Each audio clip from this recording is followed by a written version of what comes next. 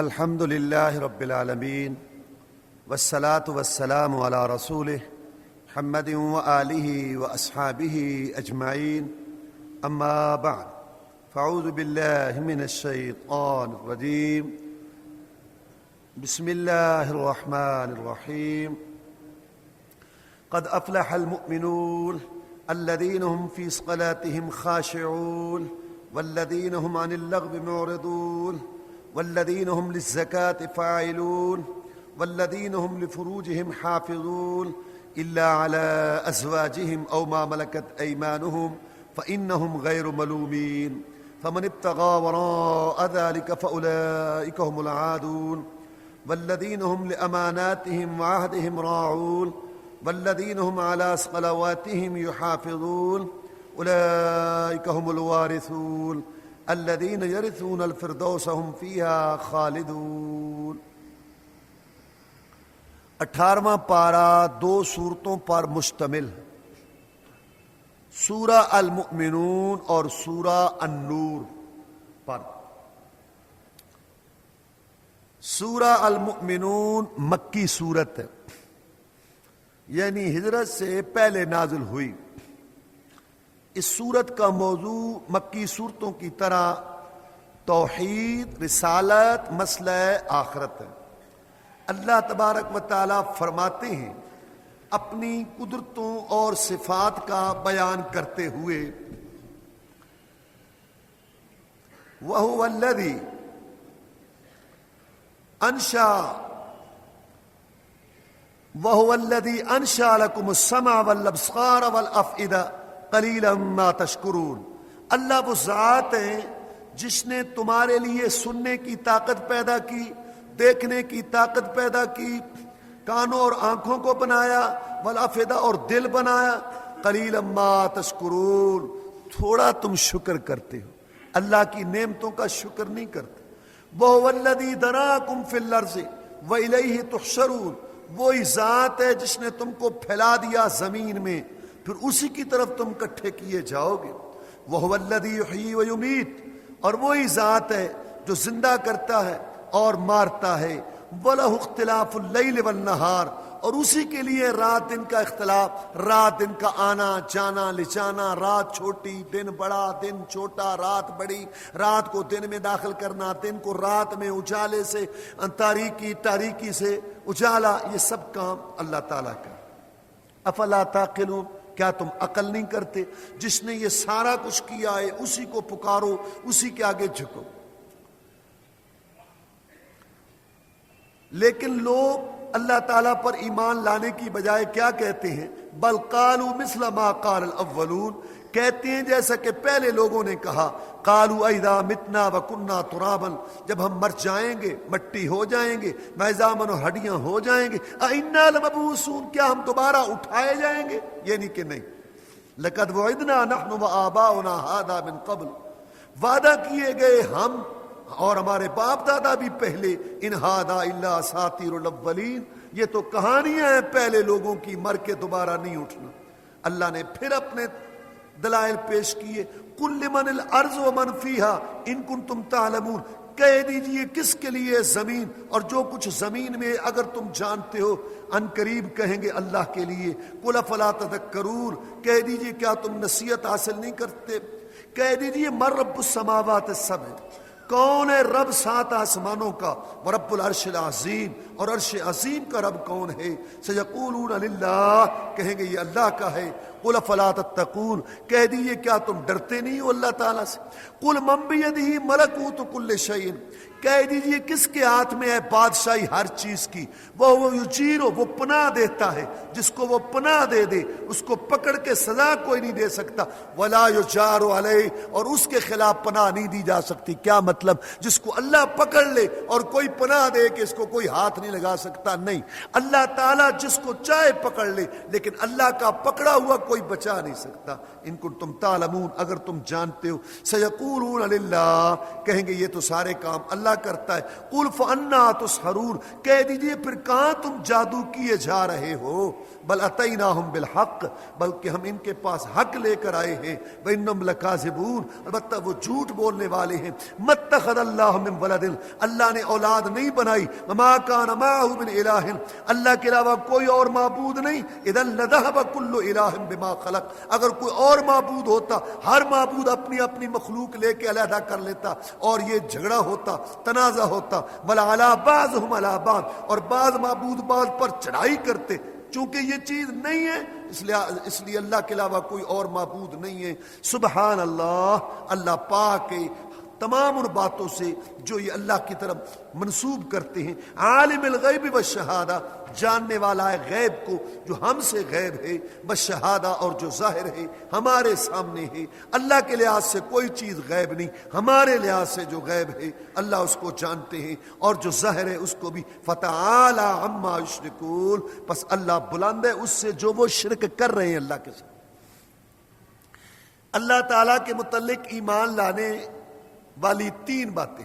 پہلی بات اللہ کے وجود کا اقرار, اللہ کی ربوبیت کا اقرار. اللہ نے زمین بنائی, اللہ نے آسمان بنایا, اللہ بارش برساتے ہیں, اللہ تبارک و تعالیٰ زندگی موت کے مالک ہیں, اللہ تعالیٰ کائنات کا نظام چلاتے ہیں. دوسری بات اللہ کے اچھے اچھے نام ہیں, اچھی اچھی صفات ہیں. اللہ دیکھتے ہیں, سنتے ہیں, راضی ہوتے ہیں, ناراض ہوتے ہیں, کلام کرتے ہیں. اللہ آسمان دنیا پر آتے ہیں, اللہ عرش پر ہیں. لیکن کیسے یہ ساری صفتیں جیسے اللہ کی شان کو اور اس کے مقام کو لائق.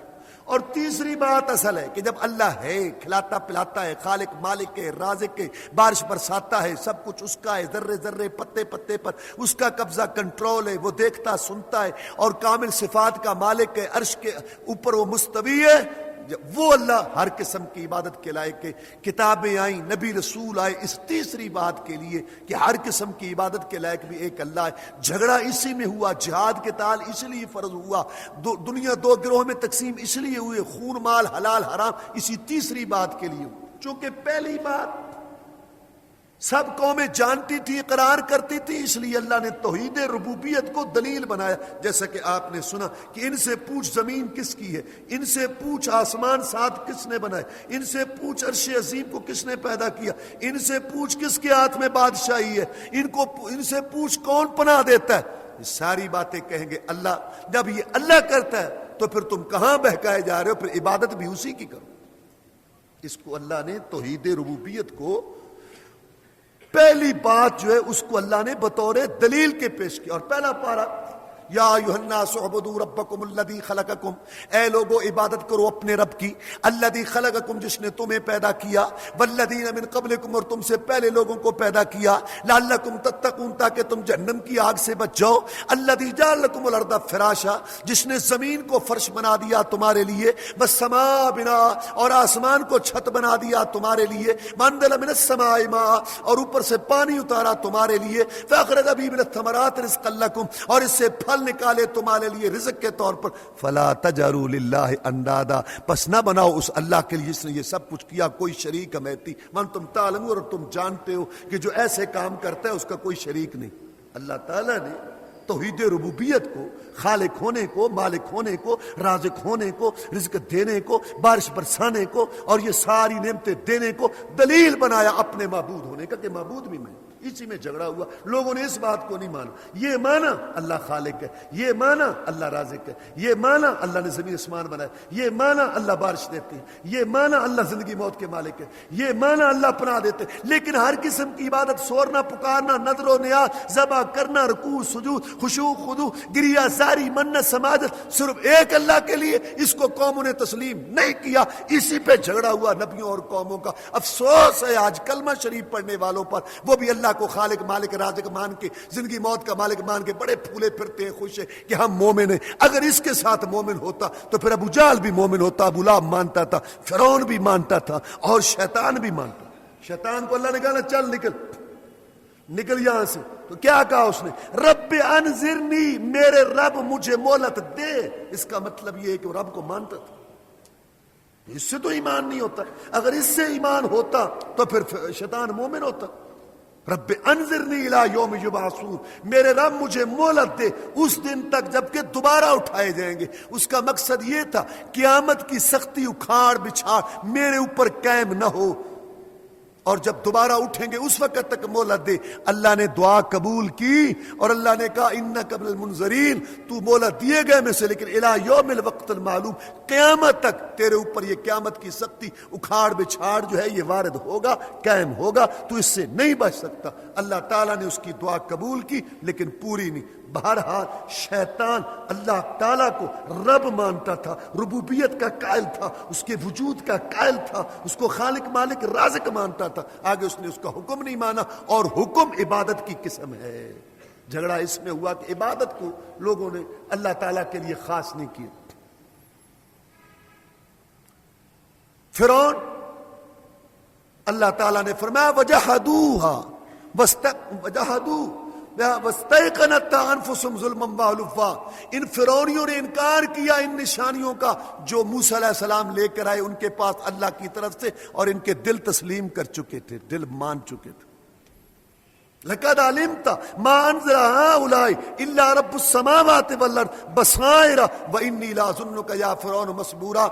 موسیٰ علیہ السلام نے کہا فرعون تجھے پتہ ہے تو بس باتیں بناتا ہے، چکر دیتا ہے، اقتدار کے لیے، کرسی کے لیے عوام رعایا کو بے وقوف بناتا ہے، ورنہ تجھے اچھی طرح پتہ ہے یہ جو میں نشانیاں لے کے آیا ہوں یہ زمین آسمان کے رب نے مجھے دی ہیں، تجھے پتہ ہے اس کا۔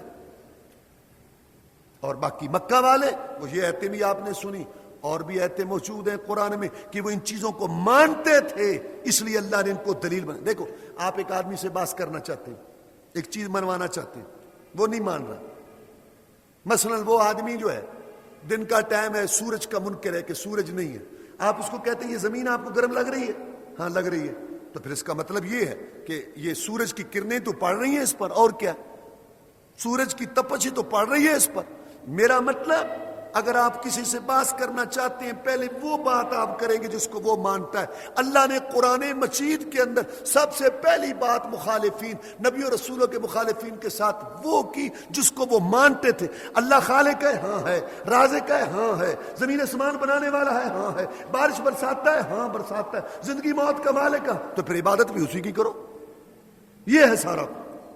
اللہ نے توحید ربوبیت کو بطور دلیل کے پیش کیا، جیسے آپ نے یہاں سنا۔ یہ وضاحت میں نے اس لیے کر دی کہ آج کل اکثریت توحید ربوبیت کو مان کے سمجھتے ہیں کہ ہم مسلمان ہیں، یہ تو ابو جہل بھی مانتا تھا، فرعون بھی مانتا تھا، شیطان بھی مانتا تھا۔ اصل بات اگلی ہے، جب اللہ خالق مالک رازق ہے، اس کی اچھی اچھی صفات ہیں، اس کے اچھے اچھے نام ہیں، پھر ہر قسم کی عبادت زبان سے، دل سے، بدن سے، اعضاء سے، ارکان سے، بدنی عبادت، مالی عبادت، نظر و نیاز، ذبح، سورنا، پکارنا، امید رکھنی، بھروسہ کرنا، مدد مانگنی، خشوع خضوع، رونا گڑ گڑانا، گریہ داری، مننا، سماجت، حکم قانون ماننا، یہ بھی سب کچھ ایک اللہ کے لیے، کسی نبی ولی پیر پیغمبر جن فرشتے گدی درگاہ آستانے والے زندے مردے کے لیے نہیں۔ اور سورت ختم بھی توحید پر ہوئی، وَمَن يَدْعُ مَعَ اللَّهِ إِلَٰهًا آخَرَ، اور جو پکارے گا اللہ تعالیٰ کے علاوہ اور معبود، لا برہان لہ بہ، اس کی کوئی دلیل نہیں، کیونکہ اللہ فرماتے ہیں وَإِنَّمَا يَدْعُونَ مِن دُونِهِ هُوَ الْبَاطِلُ، جو اللہ لہو دعوت الحق، اللہ کے لیے پکار سچی ہے، اور اللہ کے علاوہ دوسروں کے لیے پکار جھوٹی ہے، بغیر دلیل کے ہے۔ اللہ مشکل کشا ہے، سچی پکار ہے، اللہ خالق ہے، سچی پکار ہے، اللہ نظر نیاز کے لائق ہے، سچی پکار ہے، اللہ رکوع سجدے کے لائق ہے، سچی پکار ہے، اللہ اولاد دینے والا، صحت دینے والے، یا رب یا رب، بگڑی پنانے والے، سچی پکار ہے۔ اور اللہ کے علاوہ کو مشکل کشا، جھوٹی پکار ہے، اللہ کے علاوہ اور داتا، جھوٹی پکار ہے، اللہ کے علاوہ گنج بخش، جھوٹی پکار ہے، اور بغیر دلیل کی ہے۔ فإنما حسابه عند ربه، ان کا حساب مشرکوں کا ان کے رب کے پاس ہے۔ انه لا يفلح الكافرون، بے شک کافر فلاح نہیں پائیں گے۔ رسالت کا مسئلہ اللہ تعالیٰ نے بیان کیا، اور اس میں اللہ تعالیٰ نے سب سے پہلے نوح علیہ السلام کا تذکرہ کیا کہ اللہ تعالیٰ نے نوح علیہ السلام کو بھیجا ان کی قوم کی طرف، اور انہوں نے جا کے کہا کہ ایک اللہ کی عبادت کرو، اللہ کے علاوہ تمہارے لیے کوئی اور معبود نہیں۔ سرداروں نے کہا یہ تو بشر ہے تمہارے جیسا، ارادہ کرتا ہے تمہارے اوپر بڑائی کا، یہ تو بالکل ایک انسان ہے جو مجنون ہے۔ انہوں نے جب جھٹلایا، نوح علیہ السلام نے دعا کی، ہم نے کہا کشتی بناؤ اور اپنے ساتھیوں کو اس میں سوار کراؤ، پھر جب ہمارا معاملہ حکم آ گیا تندور ابل پڑا، پانی چل پڑا، اور پھر وہ 12ویں پارے میں ہے کہ ان کا بیٹا کھڑا تھا، کہا بیٹا آ جا، یا بنی ارکب معنا، میرے بیٹے سوار ہو جا، ولا تکن مع الکافرین، کافروں کے ساتھ نہ ہو۔ قال سآوی الی جبل یعصمنی من الماء، مشرک کو ہر وقت غیر اللہ کا بھروسہ ہوتا ہے، اس نے کہا ابو میری فکر نہ کرو، میں پہاڑ پر چڑھ جاؤں گا۔ بیٹا آج کوئی نہیں بچا سکتا، موحد باپ مشرک بیٹے کی یہ گفتگو اللہ کی غیرت کو گوارا نہ ہوئی۔ وحال بینہم الموج فکان من المغرقین، ایک بپھری ہوئی لہر آئی اور ہمیشہ کے لیے باپ بیٹے میں جدائی نہ۔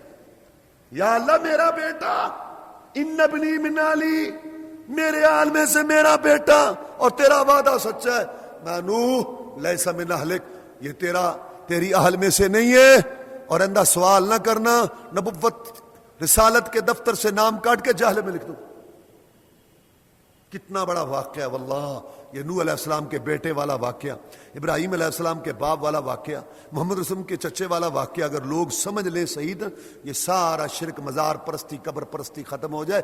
جب نوح علیہ السلام 950 سال واز کرنے والا، اللہ تبارک و تعالیٰ کا رسول، اپنے بیٹے کو نہ بچا سکا اور سامنے اس پہ نظر پڑ رہی تھی، کہتے ہیں جی نگاہ ولی میں وہ تاثیر دیکھی، بدلتی ہزاروں کی تقدیر دیکھی، ساری غلط بات ہے۔ یہ وہ ولیوں کا امام تھا، اس کی نظر نہیں پڑ رہی تھی۔ ایک اور ہے، دیکھو نبی کوئی نہیں ہے، ٹھیک ہے اس کا اچھا کلام بھی ہوگا، لیکن شعر یہ غلط ہے اس کا، نگاہ مرد مومن سے بدل جاتی ہیں تقدیریں، غلط بات ہے۔ کیا نوح علیہ السلام مرد مومن نہیں تھے؟ کیا رسول اللہ صلی اللہ علیہ وسلم کی نظر ان کے چچے پر نہیں پڑی تھی؟ غلط بات ہے، نگاہ مرد مومن سے بدل جاتی ہیں تقدیریں، کچھ بھی نہیں ہوتا جب تک اللہ تعالیٰ کا حکم نہ ہو۔ اللہ کے حکم اور فضل سے ہر چیز جو ہے وہ صحیح ہوتی ہے۔ تو یہ بہت بڑا سبق ہے کہ جب نوح علیہ السلام اپنے بیٹے کو نہ بچا سکے تو ان کے غلاموں کے غلاموں کے غلاموں کے غلاموں کے غلاموں کے غلام جو قبروں میں پڑے ہیں، جن کا اپنا پتہ نہیں کہ ان کا کیا اجر ہے، یہ کیا کریں گے؟ لیکن بس وہ ماننے کے لیے تیار نہیں۔ اگر یہ 3 واقعے مان لے، شرک کی جڑ کٹ جاتی۔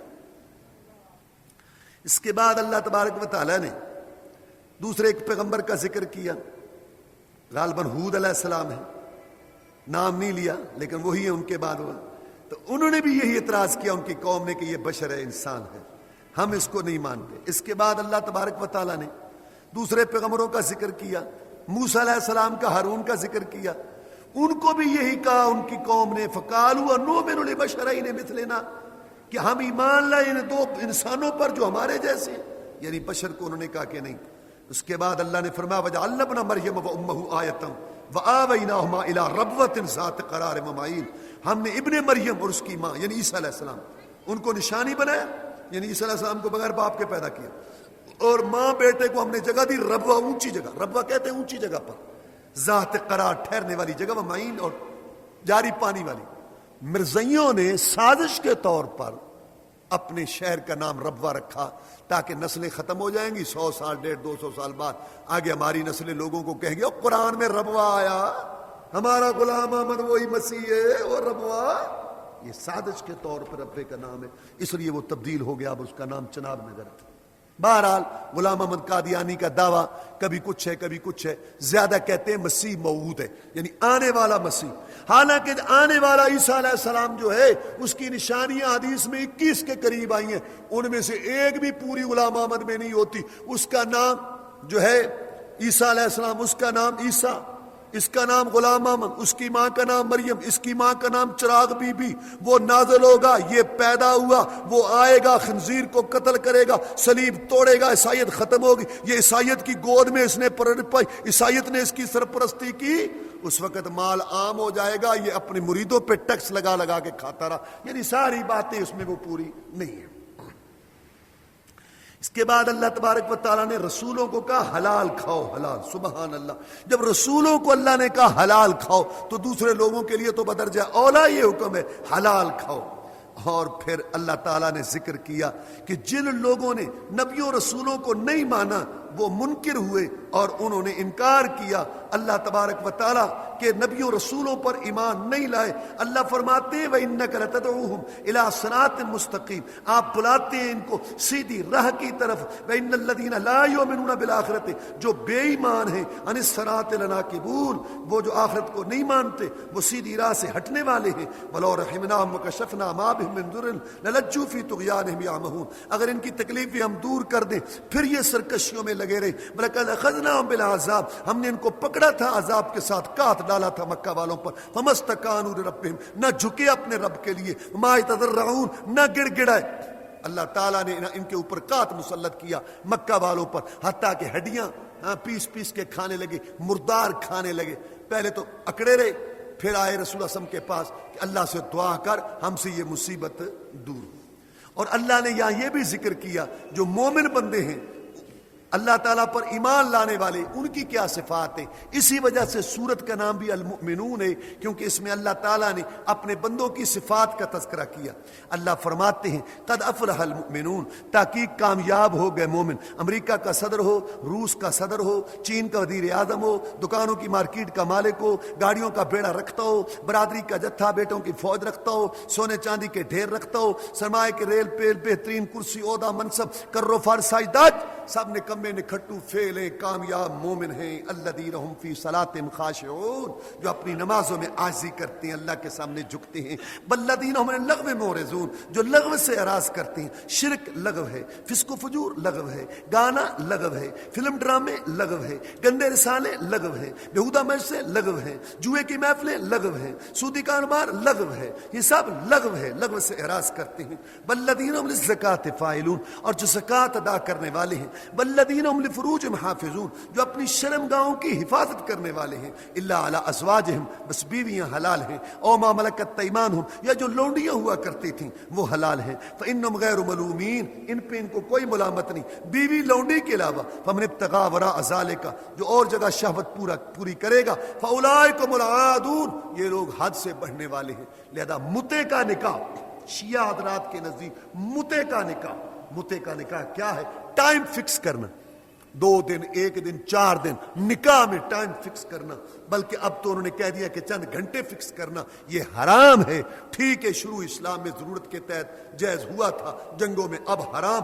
اس آیت نے, اور اسی طرح کی آیت ہے 29ویں پارے میں بھی, یہ کہہ دیا یا بیوی حلال ہے یا لونڈی حلال ہے, اس کے علاوہ کوئی چیز حلال نہیں. متے والے, خود متے والے یہ اقرار کرتے ہیں کہ متے والی عورت بیوی مکمل نہیں ہے. اگر انسان مر جائے متے والی عورت وارث نہیں ہوتی, اس کا مطلب وہ بیوی نہیں ہے. اگر انسان کے پاس 3 بیویاں ہیں, چوتھی متے والی ہے, اور شادی کر سکتا ہے کیونکہ یہ متے والی ہے. یہ خود متے والے کہتے ہیں, اس کا مطلب ہے متے والی بیوی نہیں ہے. جب بیوی نہیں ہے تو حلال. قرآن کی آیت کہتی ہے یا بیوی حلال ہے یا لونڈی حلال ہے. لہذا ٹائم فکس کرنا یہ صحیح نہیں ہے. یہ جیسے شیعوں میں متا اور حنفیوں میں حلالہ اور ہندوؤں میں نیوگ, یہ سب میں ٹائم فکس ہوتا ہے, یہ حرام. اللہ فرماتے ہیں والذین هم لاماناتہم وعہدہم راعون, اور وہ لوگ جو اپنی امانتوں کی اور وعدوں کی حفاظت کرنے والے ہیں. رسول نے فرمایا منافق کی نشانی ہے, امانت میں خیانت کرتا ہے, وعدہ خلافی کرتا ہے, گالی بکتا ہے. اور یہ جو ہے نا شخص گالی بکتا ہے, وعدہ خلافی کرتا ہے, اور امانت میں خیانت کرتا ہے, اور جھوٹ بولتا ہے, یہ منافق کی نشانی ہے. والذین هم علی صلواتہم یحافظون, اور جو نمازوں کی حفاظت کرتے ہیں. پہلے شروع میں بھی نماز کا ذکر, آخر میں بھی نماز کا ذکر مومنوں کی صفات میں, تو اس میں نماز کی اہمیت واضح ہو گئی. اگر فرق میں آپ معلوم کرنا چاہیں تو پہلے جو ہے وہ نماز کی کیفیت کا ذکر ہے, اور یہاں نماز کی محافظت ہمیشگی کا ذکر ہے. یا اللہ ان کے لیے کیا ہے؟ فما اولئکم الوارثون, یہ لوگ وارث ہیں. الذین یرثون الفردوس هم فیہا خالدون, یہ وارث ہوں گے جنت الفردوس کے, اور اس میں ہمیشہ رہنے والے. جنت الفردوس سب سے اونچی جنت ہے. ام حارثہ نے آ کے کہا اے اللہ کے رسول صلی اللہ علیہ وسلم, میرا بیٹا آپ کے ساتھ مل کے کافروں سے لڑ رہا تھا, ایک تیر آیا میرے بیٹے کو لگا, اس کی موت واقع ہو گئی. میں آپ سے پوچھتی ہوں اگر میرا بیٹا شہید ہے یہ اعزاز ہے جو اللہ تعالیٰ نے مجھے دیا, میں صبر کرتی ہوں. اگر کوئی دوسری بات ہے میں اپنے جگر کے ٹکڑے پر رو تو لوں, دل کی بڑاس تو نکال لوں. سید الاولین والآخرین امام المجاہدین جناب محمد الرسول اللہ صلی اللہ علیہ وسلم نے اپنے دو پیارے ہونٹوں میٹھی زبان سے موتیوں سے قیمتی پہاڑوں سے ٹھوس ارشاد فرمایا, ام حارثہ اللہ کے ہاں ایک جنت نہیں ہے, اللہ کے ہاں کئی جنتیں ہیں, اور میں گواہی دیتا ہوں کہ تیرا بیٹا شہید ہونے کی وجہ سے سب سے اونچی جنت جنت الفردوس میں ہے. اللہ تعالیٰ نے مومنوں کی صفات آگے بھی بیان کی کہ جو مومن بندے ہیں, جو اللہ تعالیٰ کے بندے ہیں, وہ اللہ تعالیٰ کے ساتھ ایمان لاتے ہیں. ان الذین هم من خشیت ربهم مشفقون, اپنے رب سے ڈرتے ہیں. والذین هم بآیات ربهم یؤمنون, اپنے رب کی آیتوں کے ساتھ ایمان لاتے ہیں. والذین هم بربهم لا یشرکون, اللہ کے ساتھ شرک نہیں کرتے. والذین یؤتون ما آتوا وقلوبهم وجلہ, وہ کام کرتے ہیں دل ان کے ڈرتے ہیں. انہم الی ربہم راجعون, کہ وہ اپنے رب کی طرف لوٹنے والے ہیں. اولئک یسارعون فی الخیرات, یہی لوگ آگے بڑھنے والے ہیں نیکیوں میں. وہم لہا سابقون, اور وہ اس کے لیے سبقت لے جانے والے ہیں, آگے بڑھنے والے. حضرت عائشہ صدیقہ طاہرہ زکیہ مطہرہ رضی اللہ تعالی عنہا نے پوچھا کہ اللہ کے رسول صلی اللہ علیہ وسلم, یہ جو اللہ فرماتے ہیں کہ وہ لوگ کام کرتے ہیں اور ان کے دل ڈرتے ہیں, یہ شراب پینے والے لوگ ہیں, یہ جھوٹ بولنے والے لوگ ہیں؟ فرمایا لا یا بنت صدیق, اے صدیق کی بیٹی, نہیں, یہ وہ لوگ ہیں جو نمازیں پڑھتے ہیں, یہ وہ لوگ ہیں جو صدقہ خیرات کرتے ہیں. تو جناب ڈرتے کیوں ہیں؟ میں ڈرتے اس لیے ہیں کہ پتہ نہیں اس بے پرواہ نے قبول بھی کی ہے کہ.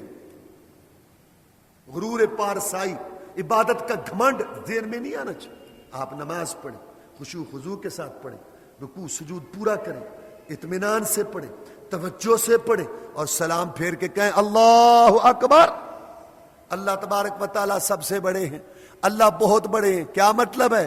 یا اللہ ناراض نہ ہونا, میں نے پوری کوشش کی لیکن میں تیری کبریائی بڑائی کا حق ادا نہیں کر سکا, تو اس سے بھی بڑا ہے. استغفر اللہ استغفر اللہ استغفر اللہ, میں اللہ سے معافی مانگتا ہوں, میں اللہ سے معافی مانگتا ہوں, میں اللہ سے معافی مانگ رہا ہوں. گناہ کر کے فارغ ہوئے.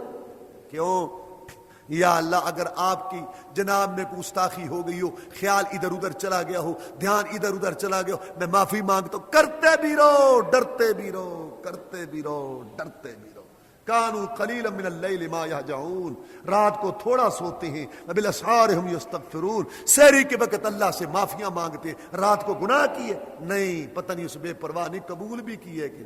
تو میں بڑا حیران ہوتا ہوں کہ جب حدیث سنائی جاتی ہے لا صلاۃ لمن لم یقرأ بفاتحۃ الکتاب, نہیں ہے نماز اس شخص کی جس نے فاتحہ نہیں پڑھی. کتنی واضح بات ہے, جیسے لا الہ الا اللہ, کوئی معبود نہیں اللہ کے بغیر, جیسے لا نبی بعدی, میرے بعد کوئی نبی نہیں, ایسے لا صلاۃ لمن لم یقرأ بفاتحۃ الکتاب, کوئی نماز نہیں بغیر فاتحہ کے, نہ امام کی, نہ مقتدی, نہ نفل, نہ فرض, نہ مقیم کی, نہ مسافر کی. سید عطا اللہ شاہ بخاری رحمت اللہ علیہ تقریر کر رہے تھے مرضیوں کے خلاف, کہہ لگے لا نبی بعدی, میرے بعد کوئی نبی نہیں. تمہاری تعویل نہیں چلے گی. متبع شریعت ہو سکتا ہے, ذلی ہو سکتا ہے, بروزی ہو سکتا ہے, ماتحت ہو سکتا ہے, کوئی نہیں. جیسے لا الہ الا اللہ, کوئی معبود نہیں, جیسے وہاں لا نفی تلوار ہے, نہ چھوٹا معبود, نہ مستقل معبود, نہ غیر مستقل معبود, نہ اپنے اختیارات والا, نہ اللہ کے دیے اختیار. ایسے لا نبی آبادی, میرے بعد کوئی نبی نہیں, نہ متبع شریعت نہ غیر متبع. ایک حافظ صاحب تھے حبیب اللہ, کھڑے ہو گئے رحمت اللہ علیہ, میری ان سے ملاقات ہوئی, انہوں نے مجھے خود سنایا, سمندری کا واقعہ ہے, بوڑھے تھے کافی اس وقت, مجھے ملے, انہوں نے کہا میں تھا وہ. کھڑے ہو شاہ صاحب, ایک اور لا بھی ہے, لا صلاۃ لمن لم یقرأ بفاتحۃ الکتاب, نہیں ہے نماز اس شخص کی جس نے فاتحہ نہیں پڑھی. جیسے لا نفی ہے لا الہ الا اللہ میں, جیسے لا نبی آبادی میں, ایسے لا صلاۃ میں. سید اللہ شاہ بخاری انصاف پسند آدمی سے کہا بالکل یہ بھی وہی لا. جب ہم یہ حدیث سناتے ہیں تو آگے سے ہمارے بھائی پتہ کیا کہتے ہیں, او جی لا نفی کمال کا ہے، جنس کا نہیں ہے، یعنی اس کا یہ مطلب نہیں ہے کہ نماز ہوتی ہی نہیں، اس کا مطلب ہے نماز کامل نہیں ہوتی۔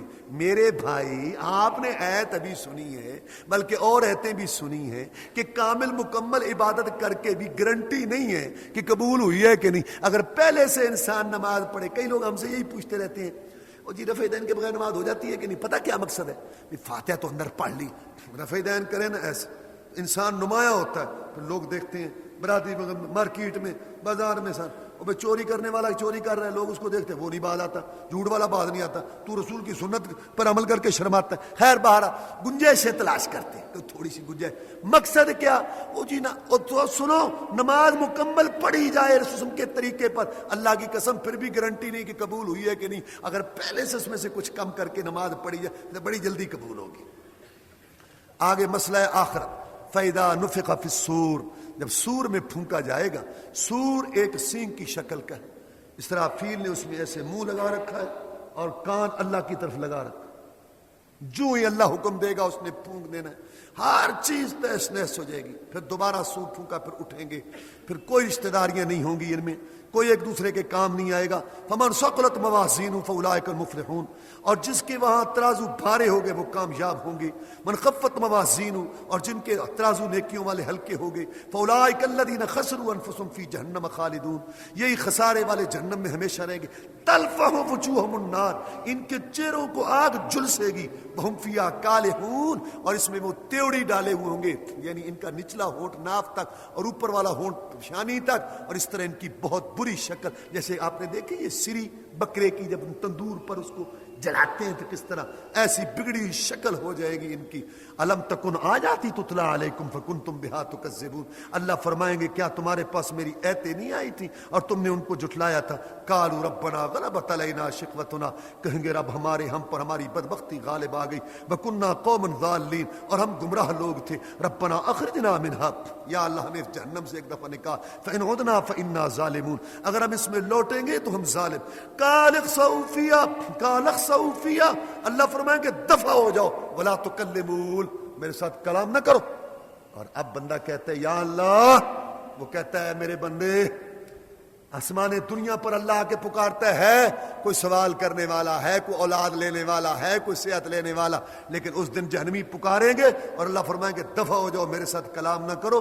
کیوں؟ انہو کان فریق من عبادی، میرا ایک گروہ تھا میرے بندوں میں سے، یقولون کہتا تھا ربنا، اے رب ہمارے، آمنا ہم ایمان لائے، فاغفر لنا ہم کو معاف کر دے، ورحمنا ہم پر رحم کر، وانت خیر الراحمین، اور آپ بہتر رحم کرنے والے ہیں۔ فاتخذتموہم سخریا، تم نے ان کو مذاق بنایا، ان کی ہوٹنگ کی، ان کا تمسخر اڑایا، تان و تشنیع، ہاں ہاں ہاں ان پہ بول کسے، حتی انسوکم ذکری، اتنے تم مگن ہوئے میرے بندوں کو تنگ کرنے میں کہ تمہیں میرا ذکر بھول گیا۔ وکنتم منہم تضحکون، اور تم ان سے ہنستے تھے۔ انی جزیتم اليوم بما صبروا، ان کے صبر کرنے کی وجہ سے تو میں نے آج ان کو بدلہ دے دیا ہے، انہم الفائزون، اور وہ کامیاب ہونے والے ہیں۔ خوشخبری ہو ان لوگوں کو جو اس دور میں دین کو، شریعت کو، محمدی شکل و صورت کو، لباس کو، رسول کے طریقے والی شادی کو، ان کے بتائے ہوئے طریقے کے مطابق کاروبار، گھر کا ماحول، گفتگو، دیکھنا سننا اپنائے ہوئے، اور ساری دنیا کے تانے تشنیع اور ساری دنیا کے مذاق ہنسی بول اپنی جھولی میں، اپنی گود میں ڈالے جا رہے ہیں۔ قیامت کے دن اللہ تعالیٰ ان کی عزت کریں گے کہ یہ میرے لیے توعید تو یہ ہے کہ خدا حشر میں کہہ دے یہ بندہ دو عالم سے خفا میرے لیے۔ سورت النور مدنی سورت ہجرت کے بعد نازل ہوئی۔ اس کے اندر اللہ تبارک و تعالیٰ نے اخلاق، آداب، شرعی احکام بیان کیے، خاص طور پر اسلامی معاشرہ کیسے پاک باز بن سکتا ہے، کون سے وہ اصول ہیں جن کے اوپر اسلامی معاشرہ استوار ہوتا ہے، اور خاص طور پر خاندانی میاں بیوی اور پھر گھریلو مسائل، پردے کا مسئلہ، اجازت کا مسئلہ، ایک دوسرے کا ادب احترام کرنے کا مسئلہ، شرم و حیا عفت کا مسئلہ، یہ اللہ تعالیٰ نے سورہ نور میں ان کا بیان کیا۔ اور اس میں واقعہ بھی ہے حضرت عائشہ صدیقہ رضی اللہ تعالیٰ عنہ پر جو تہمت لگی تھی، اور ان کی برات میں، پاک دامنی میں اللہ نے جو ایتیں اتاری تھی وہ بھی اسی صورت میں ہے۔ اور اس کے اندر توحید کا بیان بھی ہے، رسالت کا بیان بھی ہے، آخرت کا بیان بھی ہے، اور اس میں ایمان کی مثال بھی بیان کی گئی ہے اور کفر کی مثال بھی بیان کی گئی ہے، اور اس کے اندر حدود کا بھی بیان ہے، زنا کی حد، تہمت کی حد اور لیان والی حد، اس کا بھی بیان ہے۔ سورت کا نام نور ہے، نور کا نام روشنی، کہ اس کے اندر دینی روشنی ہے، اللہ کے احکام ہیں اس کے اندر، کہ بالکل ان پر اگر عمل کریں تو انسان کو روشنی حاصل ہو جاتی ہے، دین کی روشنی، ایمان کی روشنی۔ اللہ تعالیٰ نے اس میں حدود کا مسئلہ بیان کرتے ہوئے فرمایا الزانیۃ والزانی فاجلدوا کل واحد منہما 100 جلدہ، زنا کرنے والا مرد، زنا کرنے والی عورت 100 کوڑے، اور حدیث کے مطابق ساتھ 1 سال کی جلا وطنی، یہ اس کی سزا ہے۔ ولا تاخذکم بہما رأفۃ، تمہیں کوئی شفقت نہ آئے فی دین اللہ، اللہ کا دین نافذ کرنے میں، ان کنتم تؤمنون باللہ والیوم الاخر، اگر تم اللہ پر ایمان رکھتے ہو آخرت پر، ولیشہد عذابہما طائفۃ من المؤمنین، اور ان کی سزا کو مومنوں کی ایک جماعت دے کے، تاکہ سب کو عبرت۔ شادی شدہ ہو تو اس کے لیے رجم ہے، سنسار کرنا ہے، اور اس کا بیان حدیث کے اندر موجود ہے، اور اگر غیر شادی شدہ ہے تو پھر یہ 100 کوڑے اور 1 سال کی جلا وطنی ہے۔ یہ حدود جو اسلام نے قائم کی، واللہ اگر یہ قائم ہو جائے، معاشرہ پاک باز، عفت و عصمت والا، شرم و حیا والا اور بہترین ایک منظر پیش کرتا ہے اگر اسلامی احکام قوانین کو نافذ کیا جائے۔ چونکہ یہ نافذ نہیں ہے اکثر علاقوں میں دنیا میں، تو پھر آپ دیکھ رہے ہیں کہ فسق و فجور ہے، فساد ہے، اور دنیا کے اندر جو ہے نا، اللہ معاف فرمائے، ایک بد امنی کا دورہ ہے۔ آگے اللہ تعالیٰ نے حد بیان کی تہمت کی۔ جو لوگ پاک دامن عورتوں کے متعلق بات کرتے ہیں اور وہ 4 گواہ نہیں لاتے، ان کو 80 کوڑے لگاؤ، اور ان کی گواہی بھی آئندہ کے لیے قبول نہیں، ہاں اگر توبہ کر لیں تو پھر اللہ تبارک و تعالیٰ ان کی توبہ قبول کریں۔ اب کوئی آدمی یا عورت کسی عورت کے متعلق بات کرتے، 4 گواہ لاؤ، اگر 4 گواہ ہیں تو پھر ٹھیک ہے، نہیں تو اس کو تہمت کی حد لگے گی۔ یہ نصاب اسلام نے بہت کڑا مقرر کیا، اس لیے تاکہ کسی کی عفت عصمت سے کوئی نہ کھیلے اور کسی کے متعلق غلط بات نہ اڑائے، کیونکہ عورت کا مسئلہ بڑا عجیب ہے، اس کے متعلق جب ایک بات اڑ جائے گی پورے معاشرے کے اندر وہ نکارہ ہو کے رہ جائے گی اور کوئی اس کی طرف جو ہے وہ رجوع نہیں کرے گا، اس لیے اسلام نے یہ نصاب رکھا۔ لیکن اگر اپنی بیوی کے ساتھ مسئلہ ہو جائے، پھر اب 4 گواہ ہیں نہیں، جب 4 گواہ نہیں ہیں، اب بات کرے تو تہمت لگتی ہے، نہ بات کرے کیسے اس کو رکھے؟ اور یہ بھی ہو سکتا ہے کہ جھوٹ بول رہا ہو، ایسے اپنی بیوی کے متعلق غلط بات کر رہا ہو، دونوں میں سے ایک تو جھوٹا ہے، اب یہ مسئلہ بڑا پیچیدہ ہو، گواہ ہے نہیں، وہ کہہ رہا ہے، اگر ہم کہیں کہ یہ جھوٹا ہے، ہو سکتا ہے سچا ہو، کیسے رکھے اس کو؟ اگر ہم کہیں کہ سچا ہے، چاہے 4 گواہ نہیں بھی ہیں تو اس کی بات مانو، غلط ہے، ہو سکتا ہے جھوٹ بول رہا ہو، اس سے جان چھڑانا چاہتا ہو، تو اس میں اللہ نے فیصلہ کر دیا کیا کہ دونوں عدالت میں آ کے قسمیں اٹھائیں، عورت بھی قسم اٹھائے، مرد بھی قسم اٹھائے، مرد آ کے 4 قسمیں آ کے اٹھائے اور کہے اللہ کا نام لے کر کے میں سچا ہوں، اور 5ویں دفعہ سخت بات کہے کہ مجھ پر اللہ کی لعنت ہو اگر میں جھوٹا ہوں۔ اب یہ تو بری ہو گئی، اب عورت پر بات آ گئی، اب عورت کیا کہے؟ عورت بھی 4 دفعہ قسم اٹھائے کہ یہ جھوٹا ہے، اور 5ویں دفعہ کہے کہ مجھ پر اللہ کا غضب ہے اگر یہ سچا ہو۔ اس سے جدائی ہو جائے گی، ظاہری پردہ داری بھی رہ جائے گی، ان میں سے کون جھوٹا کون سچا اللہ کے سپرد معاملہ، معاشرہ میں استحکام رہے گا، دونوں کی عزت قائم رہے گی، اللہ کے ہاں جو ہے وہ معاملہ چلا سپرد ہو گیا، اور دنیا کا مسئلہ بھی بالکل صحیح ہو جائے گا، اور یہ ہمیشہ کے لیے آپس میں پھر یہ کبھی اکٹھے نہیں ہو سکتے، کیونکہ اتنی بے اعتمادی ہے ان کے درمیان آ چکی ہے۔ یہ ہے مسئلہ لیان کا، یہ بھی بیان ہو۔ اللہ تعالیٰ نے اس میں اجازت کا مسئلہ بھی بیان کیا، اجازت کا مسئلہ کہ آپ کسی کے گھر پہ جائیں نا، یا ایھا الذین آمنوا لا تدخلوا بیوتا غیر بیوتکم، اپنے گھر کے علاوہ دوسرے گھروں میں جاؤ باقاعدہ اجازت لے کے جاؤ، سلام لے کے، بلکہ حدیث کے مطابق اپنے گھر میں بھی اجازت لے کے جاؤ، یہ بات تمہارے لیے بہتر ہے۔ اگر وہاں کوئی نہیں ہے تو پھر وہاں داخل نہ ہو جب تک تمہیں اجازت نہ دی جائے، اگر تمہیں کہہ دیا جائے کہ اب لوٹ جاؤ پھر آنا، یہ تمہارے لیے بات اچھی ہے۔ واللہ اسلام کے اس اصول پر اگر عمل کیا جائے کتنا فائدہ، بغیر اجازت کے گھر، خاص طور پر جہاں جو ہے نا یہ گاؤں کا یا یہ کھلا ماحول ہے، بس ایسے بس بیٹھے ہیں جی، وہ آگے وہ چلے، بھی بیٹھے ہیں، پہلے ایک سائڈ پر کھڑے ہو کے بات کرو، آواز دو، اور پھر وہ ایک حکا ہے اس کا تو بہانہ بالکل بنا بنایا ہے، تو آگ لینی ہے نا حکے کے لیے، وہ تو آگ لینی ہے، بس وہ چاہتے ہیں اور جا کے چولہے پہ بیٹھنا ہے جہاں عورتیں بیٹھی ہیں ان کے ساتھ بیٹھ کے آگ ڈالنی ہے، کیونکہ یہ تو بڑا مسئلہ ضروری ہے۔ انا للہ و انا الیہ راجعون۔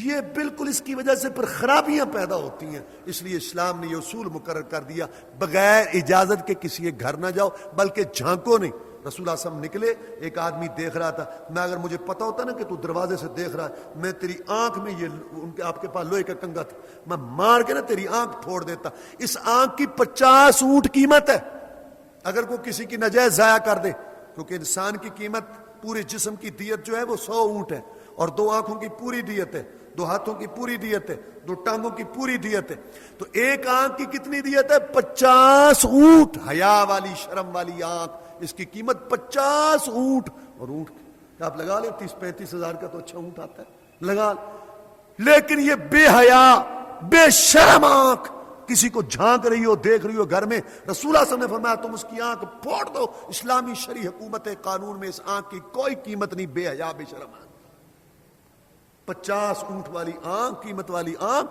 اب اس کی کوئی قیمت، اجازت کا مسئلہ۔ اور پھر اللہ تعالیٰ نے فرمایا کہ اجازت کے سلسلہ میں چھوٹے بچے جو ہے نا، چھوٹے بچے جو نابالغ ہیں، ان کو اجازت ہے کہ بغیر اجازت کے آئیں، اور غلام جو ہے جو زر خرید غلام ہوتے تھے، لیکن 3 ٹائم یہ بھی نہ آئے، 3 ٹائم، ایک فجر کی نماز سے پہلے، ایک دوپہر کے ٹائم جب تم مختصر لباس پہن کے کیلولہ کرتے سوتے ہو، اور ایک عشاء کے بعد۔ یہ 3 ٹائم ایسے ہیں کہ اس میں بچے جو ہیں نا، نابالغ بچے، وہ بھی نہ آئیں، اگر آئیں تو اجازت لے کے آئیں۔ ویسے ان 3 ٹائم کے علاوہ بچوں کو عام آنے جانے کی اجازت ہے، کیونکہ یہ عام آتے جاتے، جب یہ بچے بالغ ہو جائیں پھر یہ بھی اجازت لے کر آئیں۔ اور پھر اللہ تبارک و تعالیٰ نے یہ واقعہ بیان کیا کہ بے احتیاطی ہونے کی وجہ سے مرد عورت کسی جگہ پر تنہا ہوں تو پھر باتیں بنتی ہیں، لہذا تم ایسا انداز اختیار کرو کہ اس طرح علیحدگی تنہائی کا موقع ہی نہ ہے۔ اس میں واقعہ حضرت عائشہ صدیقہ رضی اللہ تعالیٰ عنہ والا مختصراً یہ ہے کہ حضرت عائشہ صدیقہ رضی اللہ تعالیٰ عنہ ایک دفعہ رسول اللہ صلی اللہ علیہ وسلم کے ساتھ تھیں ایک غزوے کے اندر، تو اپنی حاجت قضاء حاجت کے لیے گئیں، وہاں ان کا ہار گر گیا جو ان کی باجی اسماء نے ان کو دیا تھا، ان سے لیا تھا انہوں نے، واپس آئیں، پھر یاد آیا ہار، تو ہار تلاش کرنے چلی گئیں، پیچھے سے رسول صلی اللہ علیہ وسلم نے کوچ کا حکم دے دیا، اور ان کا ہودج جو تھا نا، باپرت ہودج بنا ہوا، اس کو اٹھا کے اونٹ پر رکھ دیتے تھے، یہ دبلی پتلی تھی، چھوٹی تھی، تو اٹھانے والوں نے نامحسوس کیا کہ اس کے اندر عائشہ ہے یا نہیں، اور قافلہ چل پڑا۔ عائشہ کہتی ہیں رضی اللہ تعالیٰ عنہ، میں واپس آئی، میں یہاں آئی، جب میں نے دیکھا کہ قافلہ جا چکا ہے تو میں آ کے یہاں بیٹھ گئی، میرے دل میں یہ بات تھی، کتنی عقل مندی ہے کہ یہی رسول اللہ صلی اللہ علیہ وسلم، یہ بڑی اچھی بات ہے کہ کہیں آپ کو کوئی کھڑا کر کے جائے گا تو وہیں رہو۔ اکثر لوگ کہتے ہیں تھوڑی دیر گھبرا، وہ ادھر کو چل پڑتا ہے، وہ ادھر والا چل پڑتا ہے، بس اسی چکر میں رہتے ہیں، وہ ادھر یہ ادھر، دوسری جگہ پر بیٹھ جاؤ، وہیں آئیں گے تو رسول اللہ صلی اللہ علیہ وسلم میرا یہیں پتہ کریں گے۔ تو عائشہ صدیقہ رضی اللہ عنہا کہتی ہے میں وہاں بیٹھ گئی، پھر مجھے نیند آ گئی، میں لیٹ گئی۔ ایک رسول اللہ صلی اللہ علیہ وسلم نے صحابی پیچھے چھوڑا ہوتا تھا جو پیچھے سے سامان وغیرہ، دیکھو یہ بڑا اچھا انتظام ہے کہ کوئی سامان پڑا ہے، کوئی چیز قافلے پیچھے سے، وہ صحابی آئے، انہوں نے مجھے پردے کی ایتیں آنے سے پہلے دیکھا ہوا تھا، میں سوئی ہوئی تھی، تو جب اس کی نظر مجھ پہ پڑی تو پریشان ہو کے کہتا انا للہ و انا الیہ راجعون۔ رسول اللہ صلی اللہ علیہ وسلم کی بیوی راستے پر، میری آنکھ کھل گئی، میں نے اپنا چہرہ ڈھانپ لیا، اس نے اونٹ بٹھا دیا، میں اس پر بیٹھ گئی، نہ اس نے میرے ساتھ کوئی بات کی نہ میں نے اس کے ساتھ بات کی۔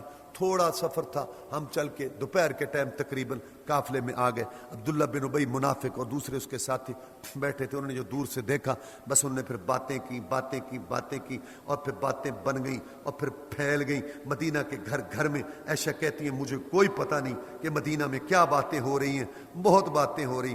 ایک دن میں قضاء حاجت کے لیے باہر نکلی مستح کے ساتھ، مستح میرے ساتھ تھی، تو پاؤں اس کا الجھا کپڑے کے اندر، تو اس نے اپنے بیٹے پر لعنت کی کہ تباہ ہو جائے مستح تباہ ہو جائے۔ میں نے کہا وہ بدر میں شامل ہوا ہے تیرا بیٹا، تو اس پر لعنت کر رہی ہے؟ تو وہ حیران ہو کے کہتی ہے، اس کو حیرانگی یہ ہو کہ عائشہ اس کی حمایت کر رہی ہے، وہ اس پہ تہمت لگا رہا ہے۔ تو وہ کہتی ہے کہ تجھے نہیں پتا؟ کیا؟ تیرے متعلق تو سارے مدینے میں یہ باتیں ہو رہی ہیں، اس طرح اس طرح اس طرح، میرا بیٹا بھی اس میں شامل۔ دیکھو کیا اطاعت ہے، رسول کے گھرانے سے کیا محبت ہے کہ اپنے بیٹے پہ لعنت کر رہی ہے وہ، کہ وہ بھی بات کرتا ہے رسول اللہ صلی اللہ علیہ وسلم کی بیوی کے متعلق۔ تو حضرت عائشہ صدیقہ رضی اللہ تعالیٰ کہتی ہیں مجھے بڑی پریشانی ہوئی، میں بہت پریشان ہوئی، تو میں نے واپس آ کے رسول اللہ صلی اللہ علیہ وسلم کو عرض کی کہ جناب آپ مجھے اجازت دے دیں میں اپنے ماں باپ کے گھر چلی جاؤں۔ میرا مقصد یہ تھا میں وہاں سے جا کے تحقیق کروں کیا بات ہے، کس نے کی ہے، کہاں سے نکلی ہے، کیا بات ہے، کیوں ہوئی۔ میں وہاں گئی تو میں نے اپنی امی کو کہا کہ امی یہ کیا باتیں ہیں؟ کہا بیٹا چھوڑو، تم نہ محسوس کرو، جب کوئی بیوی خوبصورت ہو اور خاوند کی اس کے ساتھ محبت بھی ہو تو یہ سوکنے اور دوسرے ایسے باتیں اڑا دیا کرتی۔ میں نے کہا سبحان اللہ، مدینے میں گھر گھر میں بات پھیلی ہوئی ہے اور آپ کہتی ہیں کہ بات ہی کوئی نہیں ہے، بات ہی کوئی نہیں ہے یہ۔ عائشہ کہتی ہیں مجھے بڑا غصہ آیا اس پر، اور پھر میں پریشان ہوئی، مجھے رونا آیا، اتنا میں روئی، سارا دن روئی، رات روئی، اگلے دن روئی کہ میرے آنسو ختم ہو گئے، میری آنکھوں سے آنسو نہیں آتے تھے، اور مجھے صدمے کی وجہ سے وہ عید بھی یاد نہیں آ رہی تھی جو یوسف کے باپ نے کہی تھی، فصبر جمیل، جب اس کا یوسف گم ہوا تھا کہ میں صبر جمیل کرتا ہوں، میں وہ عید یاد کرتی تھی، مجھے یاد نہیں آتی تھی، میں کہتی تھی میں بھی صبر کرتی ہوں، مجھے یقین تھا میں پاک ہوں، تو اللہ تعالیٰ نبی صلی اللہ علیہ وسلم کو خواب دکھا دیں گے، کوئی اطلاع ہو جائے گی، تو اس طریقے سے میری پاک دامنی مجھے یہ یقین نہیں تھا، میں اپنے آپ کو اس سے بہت کم سمجھتی تھی کہ اللہ قرآن اتارے گا جس کی تلاوت ہوگی۔ چنانچہ رسول اللہ صلی اللہ علیہ وسلم آئے ہمارے گھر میں، آ کے بیٹھ گئے، میں بھی بیٹھی تھی، میری ماں بھی بیٹھی تھی، میرا باپ بھی بیٹھا تھا، سب پریشان تھے۔ تو رسول صلی اللہ علیہ وسلم آ کے بیٹھے، آپ آ کے کہتے ہیں عائشہ انسان سے غلطی ہو جاتی ہے، اگر آپ سے غلطی ہو گئی ہے تو آپ اللہ سے معافی مانگ لیں، اور اللہ تعالیٰ معاف کرنے والے ہیں، اور جب کوئی سچی توبہ کر لے تو وہ ایسے ہو جاتا ہے جیسے اس نے کوئی گناہ کیا ہی نہیں، آپ صاف سچی بات جو ہے وہ بتا دیں۔ حضرت عائشہ صدیقہ کہتی ہیں رضی اللہ تعالیٰ عنہ میں نے کہا کہ تم ایک بات سن چکے ہو، بہت سن چکے ہو، سب سن چکے ہو، اور وہ تمہارے کانوں میں پک چکی ہے، اب اگر میں سچ بولوں نا اور میں ہوں سچی، تم نے یقین نہیں کرنا، اور اگر میں جھوٹ بولوں تو پھر تم سب نے کہنا ہاں ہاں ہاں ٹھیک ہے ٹھیک ہے۔ لہذا میں اپنا معاملہ اللہ کے سپرد کرتی ہوں، اور مجھے وہ ایت نہیں آ رہی جو وہ کہنا چاہتی تھی، جو یعقوب علیہ السلام نے یہ ایت پڑھی صبر جمیل۔ ابھی یہی مجلس باقی تھی کہ رسول اللہ صلی اللہ علیہ وسلم پر وحی کی کیفیت طاری ہو گئی، آپ پر وحی کی کیفیت طاری ہوتی، آنکھیں بند ہو جاتی تھیں، آپ لیٹ ہو جاتے، جیسے کہ اللہ تعالیٰ کے ساتھ جو ہے نا سارے حواس اللہ تبارک و تعالیٰ بند کر کے اپنے ساتھ تعلق جوڑ لیتے تھے۔ تو اس کے بعد رسول صلی اللہ علیہ وسلم اٹھے تو آپ مسکرا رہے تھے، میں عائشہ تجھے خوشخبری ہو، تیری برات اللہ تعالیٰ نے نازل کر دی ہے، اور پھر یہ ایتیں نازل ہوئی۔ میری امی نے خوش ہو کے کہا اٹھ رسول اللہ صلی اللہ علیہ وسلم کا شکریہ ادا کر، ہاں تو تباہ ہو رہی تھی، شکریہ ادا کر۔ حضرت عائشہ صدیقہ کہتی ہیں رضی اللہ تعالیٰ عنہ میں کیوں رسول اللہ علیہ وسلم کا شکریہ ادا کروں، میں تو اپنے رب کا شکریہ ادا کروں گی جس نے میرے بارے میں برات نازل کی۔ تم تو سارے ایک دوسرے سے پوچھتے پھرتے تھے کہ کیا ہے اور کیا ہے کیا ہے، میں تو اپنے اللہ کا شکر ادا کروں گی۔ تو اللہ تعالیٰ نے فرمایا جو لوگ یہ جھوٹ گھڑ کے لائے، تم نے یہ کیوں نہیں کہہ دیا کہ یہ سارا جھوٹ ہے؟ سنتے ہی جب وہ 4 گواہ نہیں لائے تھے تو اللہ کے ہاں جھوٹے تھے۔ خبردار آئندہ ایسی باتیں نہ کرنا، یہ کافر لوگ چاہتے ہیں، ان الذین یحبون ان تشیع الفاحشہ، جو لوگ پسند کرتے ہیں کہ مومنوں کے اندر بے حیائی پھیلے، ان کے لیے دردناک عذاب ہے دنیا اور آخرت میں۔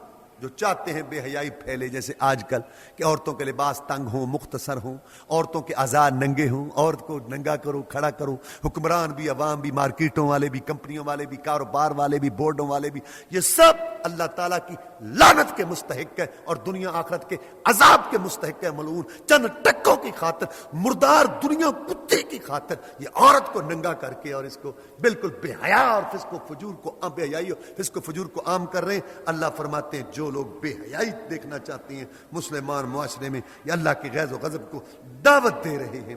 اور جن لوگوں نے ان لوگوں پہ تہمت لگائی ہے پاک دامن عورتوں پر، ان پر دنیا میں بھی لعنت ہے، آخرت میں بھی۔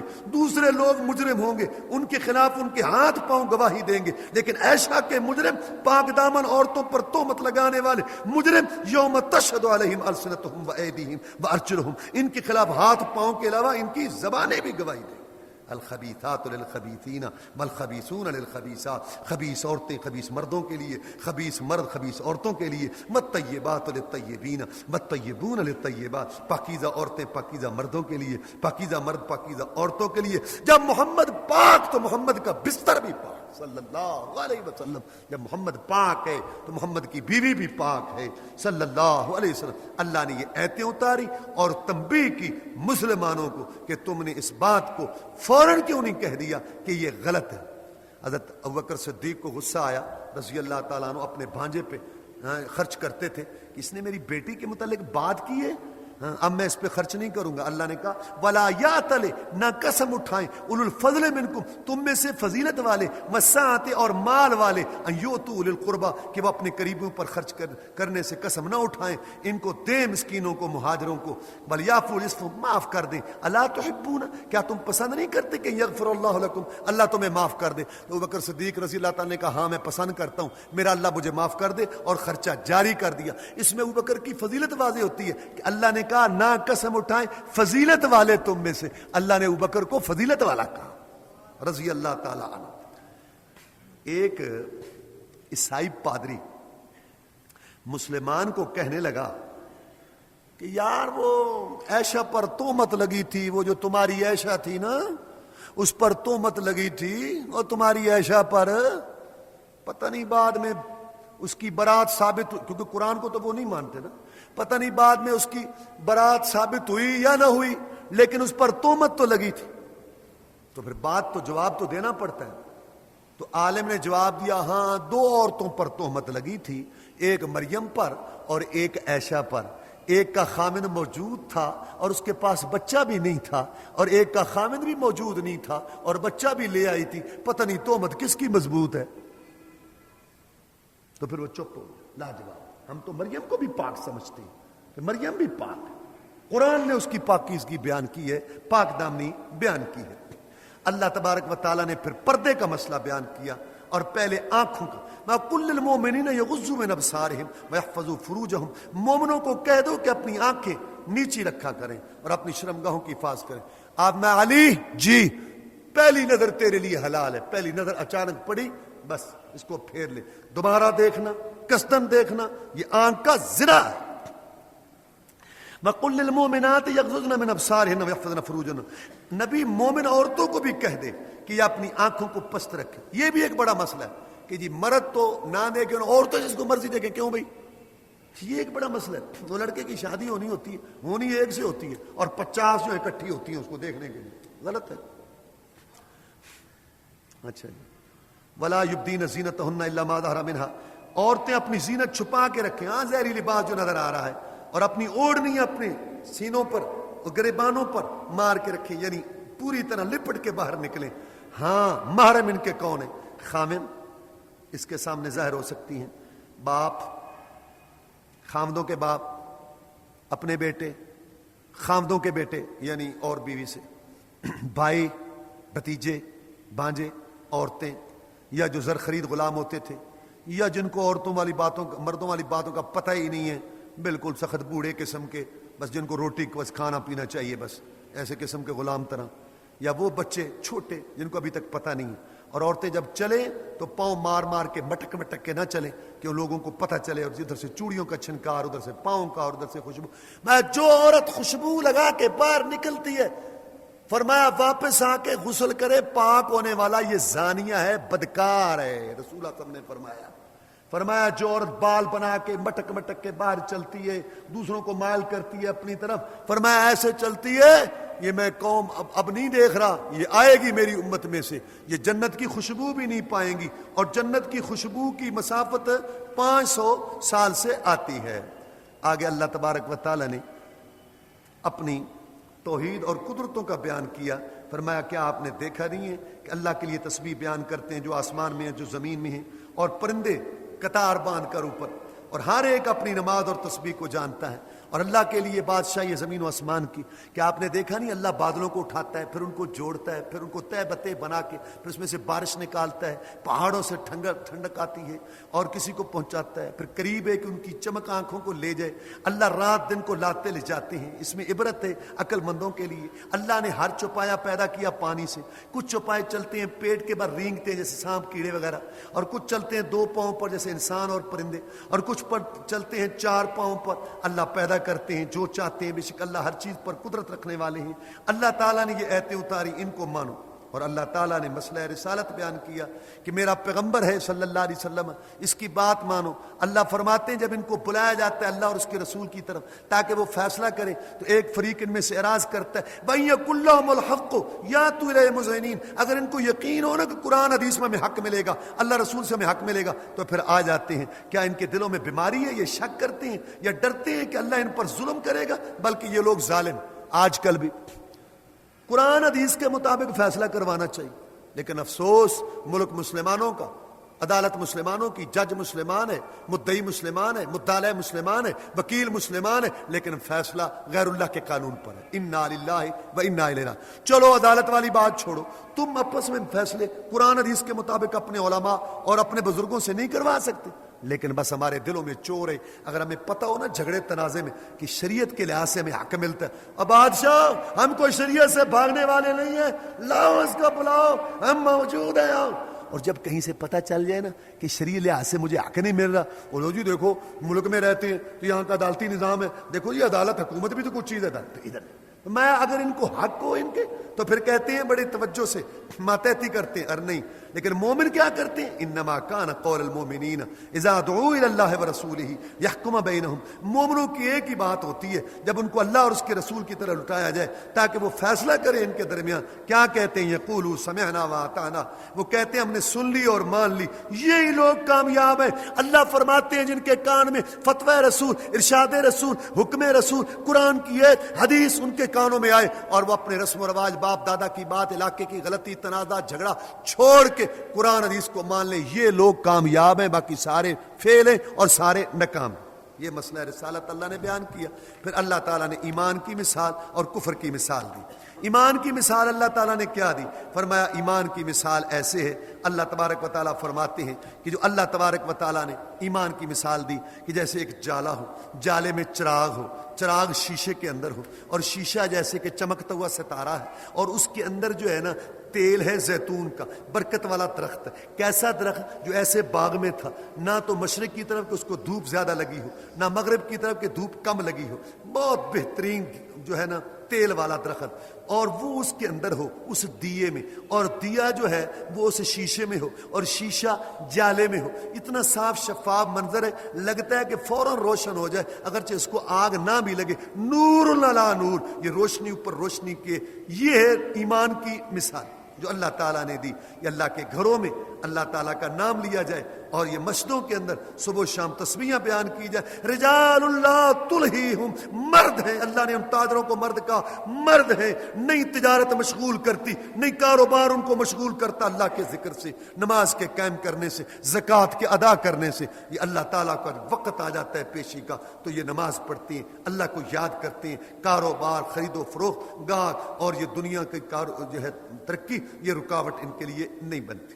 اور کفر کی مثال اللہ تعالیٰ نے یہ دی جیسے تاریکیاں ہوں، گہرا سمندر ہو، اوپر ایک لہر ہو، پھر لہر ہو، اوپر اور لہر ہو، اوپر بادل ہو، اور تاریکیاں باز نیچے تہ میں ایک آدمی اس کو اپنا ہاتھ نہیں دکھائی دے رہا۔ ایسے ہی کفر والا، گمراہی والا، اس کی مثال یہ ہے۔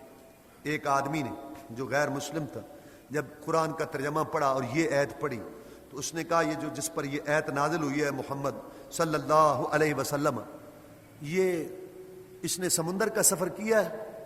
کہا گیا کہ نہیں۔ اس نے کہا میرا دل کہتا ہے کہ وہ سچا انسان تھا اور یہ کلام اللہ کا کلام ہے، اور اس نے بالکل صحیح بات کی اور وہ رسول تھا۔ بھئی تجھے کیسے پتا چلا؟ تو نے کیسے معلوم کیا؟ کہنے لگا ایک آدمی نے سمندر کا سفر نہیں کیا لیکن نقشہ ایسے کھینچتا ہے جیسے زندگی اس کی سمندروں میں گزری ہے، یہ اس کو اللہ نے بتایا، اس کو نہیں پتا تھا، لہذا وہ سچا نبی، سچا رسول ہے۔ اللہ نے فرمایا فَلْيَحْذَرِ الَّذِينَ يُخَالِفُونَ عَنْ أَمْرِهِ أَن تُصِيبَهُمْ فِتْنَةٌ أَوْ يُصِيبَهُمْ عَذَابٌ أَلِيمٌ. ڈر جانا چاہیے ان لوگوں کو جو رسول کی مخالفت کرتے ہیں.